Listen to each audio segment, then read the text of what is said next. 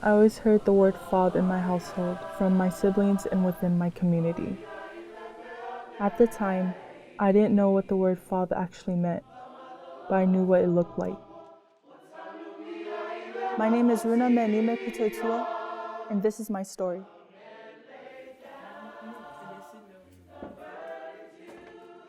In my community, we labeled someone a FOB if they had a heavy Samoan accent, broken English, wore lava to school with a messy bun, and wore a crossing guard vest which indicated they worked in a warehouse or the airport.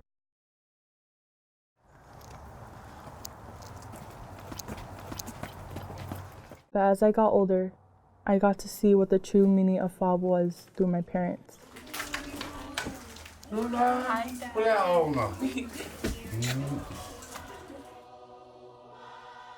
My parents were both born and raised in Samoa, formerly known as Western Samoa. My father from the village of Samoa and my mother from the village of Sakawa. Most Samoans that are in the U.S. are from the American Samoa, which has been a territory of the U.S. since 1899. While Samoa, on the other hand, was the first independent country in the Pacific in the year 1962. Samoa gained their independence through the Mau movement, or Ole Mau Samoa, which was a non-violent Samoan independent movement against the colonial power at the time, which led to their motto being Samoa mo Samoa, Samoa for Samoa. The movement was under the leadership of Tupua Tamasese Leolofi III, with the support of the high chiefs and a majority of the Samoan population. Growing up, my father would tell us stories of his rough childhood working on our family's plantation, as he took care of the family. My father wasn't technically adopted, but he was raised by his maternal grandfather, and which gave him the label of a tamawhai. In the Samoan culture, like in many other cultures as well, a tamawhai is not an official adoption where paperwork and legal matters are involved. A tamawhai is someone who was raised by a family member and is considered their child for raising them. My father was raised by his maternal grandfather, Pitoitua, who raised him in the life of the church. And when he passed, he was raised by his older cousin, So'oalo, who has always been seen as a brother to my grandmother, Lautu.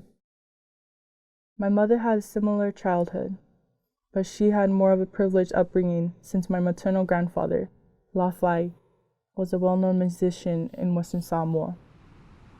When my parents had my two older siblings, they moved to American Samoa in 1979 to take care of my father's mother, Leutu, who moved there to live with her new husband before she immigrated to America. After the passing of her husband, my step-grandfather, Liufau, she stayed with my parents because she decided to immigrate to the United States to stay with my dad's oldest brother, Maeli, who was a pastor in Washington State.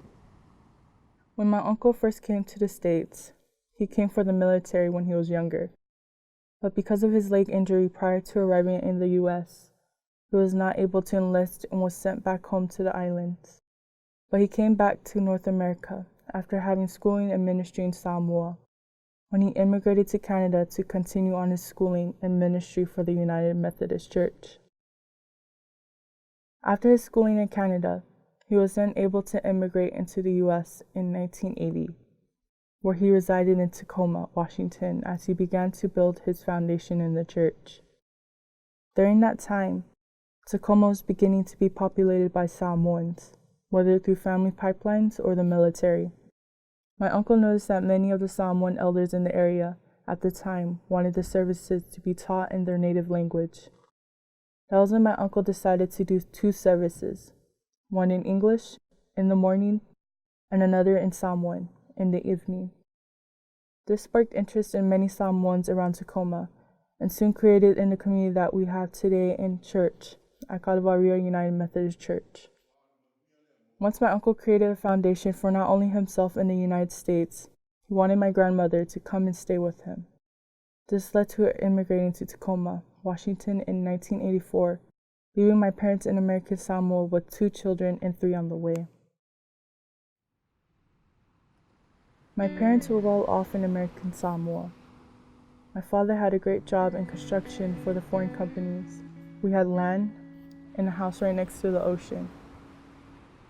But the reason why my father came to America for the first time was to attend his mother's funeral. When he came to Tacoma, he didn't want to stay, but my brother Miley, who tagged along, wanted to stay with our family that was already here. Miley was the first one to stay in America, but was supposed to be for vacation. This eventually led to my other brother coming to America, and then my mother and sisters, Leutu, Vaiava, and Leao in 1996, and then my father. While everyone was in America, my father stayed back to not only make money to provide for my mom and siblings that were in America, but to gather the rest of his extended family that wanted to come to America. My father and many other immigrants thought of America as a land of opportunities.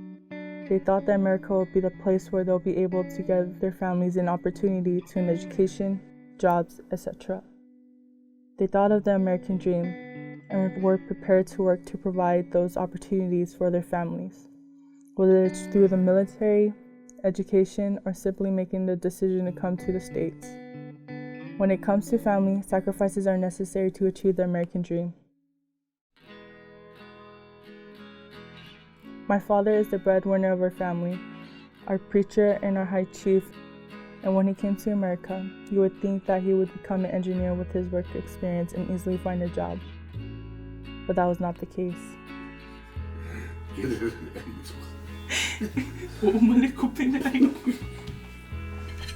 I think about my father.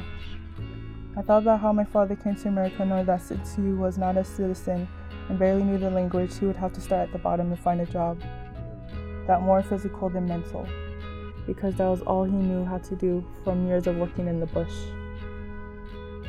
But starting from the bottom is common for many Samoans that come into the States. It is especially evident in the Samoan youth that come to America with their parents as they try to get their education.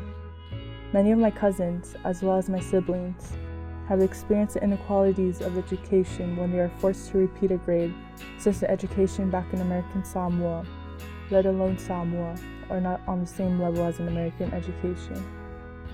Looking at the inequalities that the United States has over American Samoa, it helped me understand why my parents decided to come and stay in America.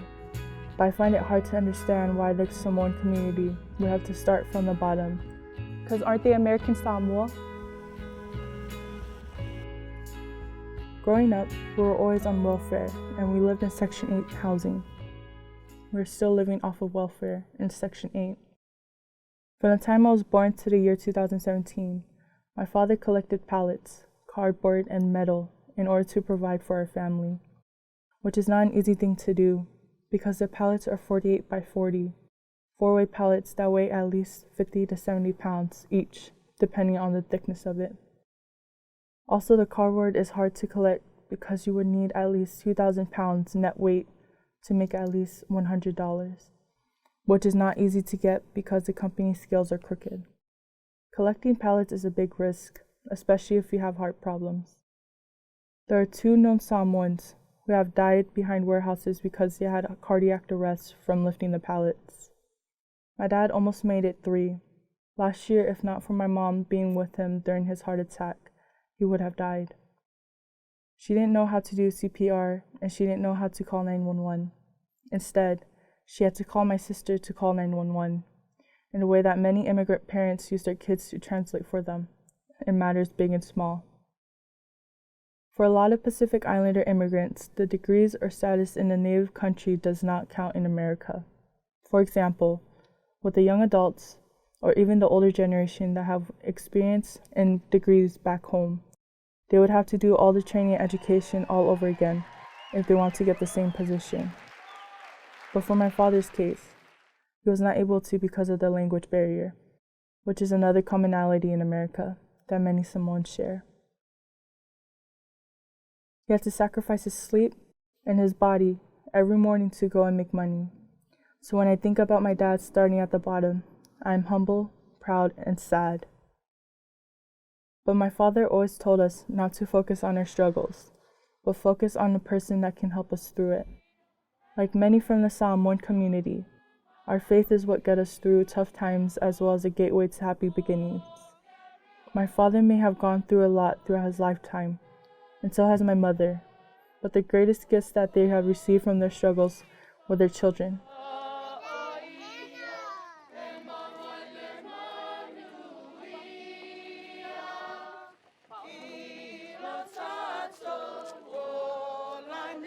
The church plays a vital role in the Samoan community. It is what we are known for. Even the seal of American Samoa mentions our faith by saying, Samoa mua tua. Samoa, God is first, as well as Samoa's coat of arms. Tua Samoa. Samoa is founded on God. The church helps set our values and creates a space for the Fa Samoa, or Samoan way of life, to be practiced openly.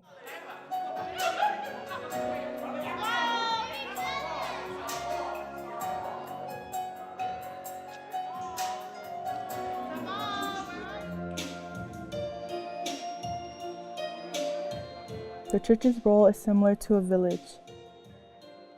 It is a place where many members of the community are able to come together and work together, pray together and grow together.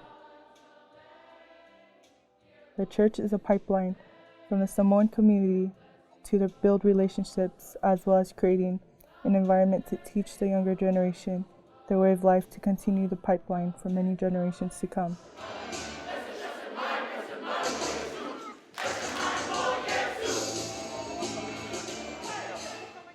By knowing his sacrifices, it makes me want to work hard in school.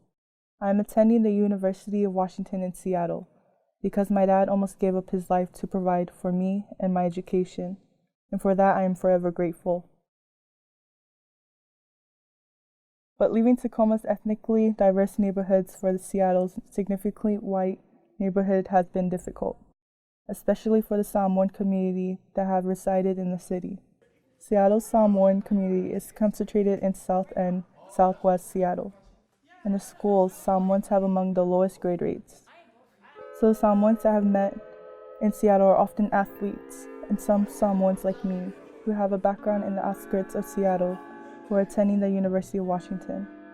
But there are also PIs that are from the north of the I-90 lid, who have, in a sense, assimilated to the Western culture. In Tacoma, I never thought of my father as a fresh off the boat, or FOB. When people think of a Samoan FOB, they automatically think about the images that come with it, such as someone who wears the lava with a messy bun, someone that wears sandals with socks, and lastly, someone that has a heavy Samoan accent.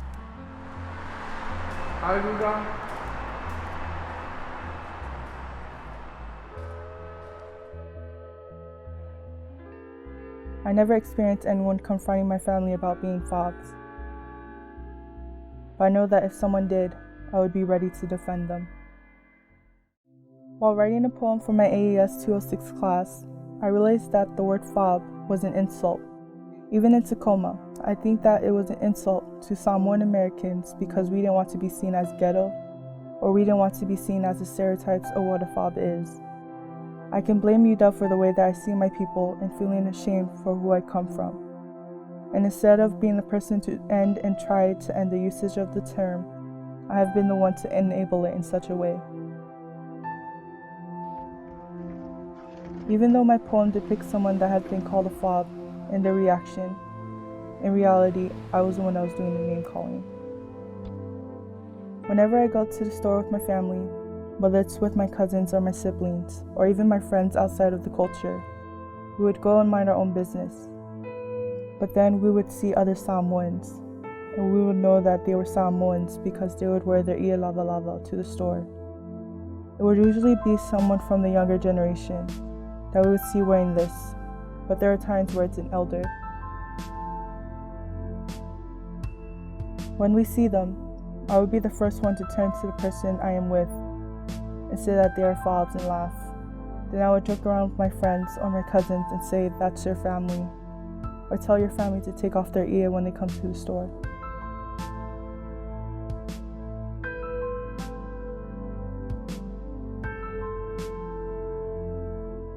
We would say these things about our own people without thinking about it twice about how we are degrading our own people.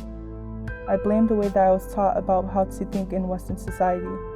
I blamed the way that this society has us judging others who are different from Western societal norms.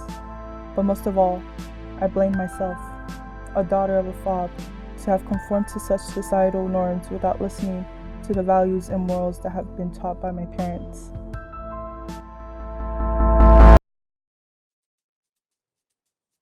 Thinking back to all of the times that I have called someone a FOB, or heard someone being called a FOB, it was meant as an insult, to bring shame and embarrassment on someone. But as I thought about the true definition of the word FOB, or fresh off the boat, I thought about my parents. I thought about how if my parents are FOBs, then that makes me a daughter of a FOB. At first I felt ashamed, but based on the stories of my parents, and then learning about their struggles when they came to a new country and being proud of a culture that holds high morals of faith, family, and love. This allows me to change the way that I see the word from a negative to a positive, because I may not actually be a FOB, but my family are all FOBs, and for their sacrifices that they had to make in order to give me better opportunities in life, I should be proud to be a daughter and a sister of a FOB. I am saying that despite what others may say about the stereotypes, if I just concentrate on what my parents went through and their sacrifices that they made, then I could be proud of being called a FOB, because I know what my parents went through to be called a FOB. When you look at me, what do you see? Do you notice my brown skin, my curly hair, my height? Most people, when they look at me, they see a girl, a daughter, a student. They even see an islander in me. But most cases, where people see me and the first thing that comes to mind is a FOB. But how do people know what a FOB looks like? How do they know what a FOB acts like? From where I come from, we have no such terminology. It wasn't until I came to here in America where I realized what they called a FOB was me. Everywhere I went, I couldn't get the word to stop following me around. It was like it latched itself on me, even though I'm doing no wrong. It got to the point where people began to characterize what a FOB was just by looking at me. If I had a messy bun, I was a FOB. If I wore my ear lava anywhere, I was a FOB. If I worked at an airport or warehouse instead of a decent job, I was a FOB. If I was loud, obnoxious, lazy, stupid, and short-tempered, I was a FOB. Hearing those comments made my blood boil. It made me feel ashamed to be who I was. It got to the point where I tried to assimilate myself into the American ideal, burying pieces of myself that made me unique into the depths of my embarrassment. But I wasn't the only one. My people are quick to deny that they're FOBs and point their fingers onto others. They forget that their parents or grandparents were called FOBs for coming to a country trying to make a better life for them and their families. Instead of focusing on the negatives or the stereotypes of our people, focus on the sacrifices that our parents had to make to get us where we are today. Focus on the lives that they had to give up in order to come to America and start at the bottom all over again. Focus on the injustices that they had to face just because people thought that they were uneducated individuals coming from the bush. Focus on them and focus on ourselves and the struggles that we must endure as the times change. When I came to America, I was made fun of for my broken English, and my teachers thought that not only I, but my mom was uneducated, because if she didn't know how to speak English correctly, then I sure as hell won't be able to.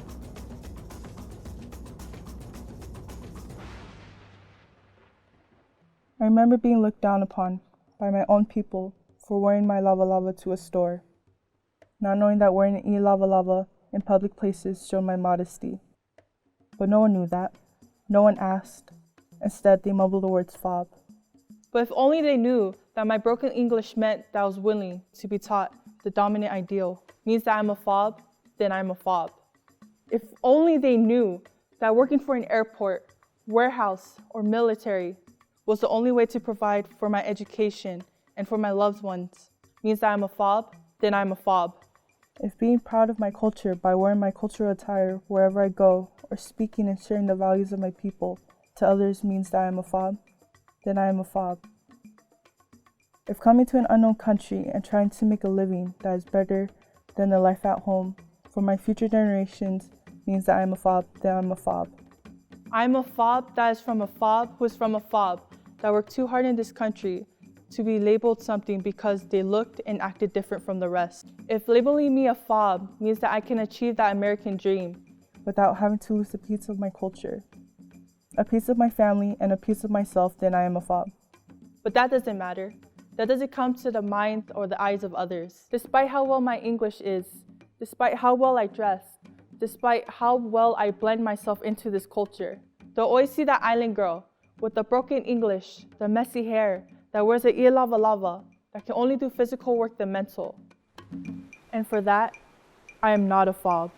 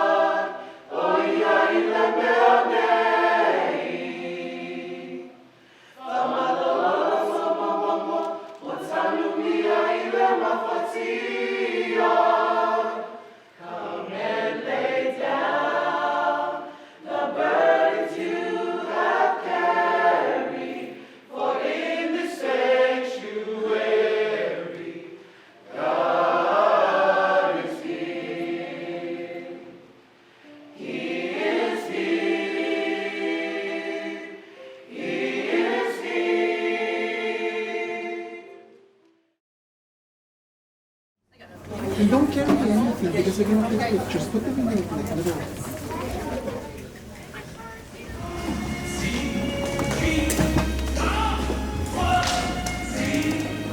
What a dreadful thought, right? Okay. That supported our students. Yes, all of you. Please welcome Runa Pitoitua.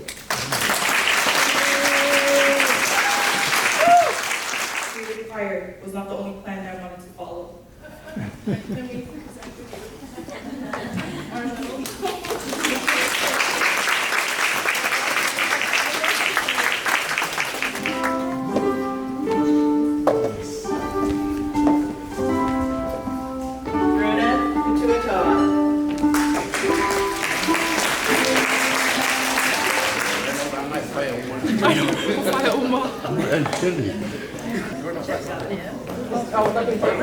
Three, two, one.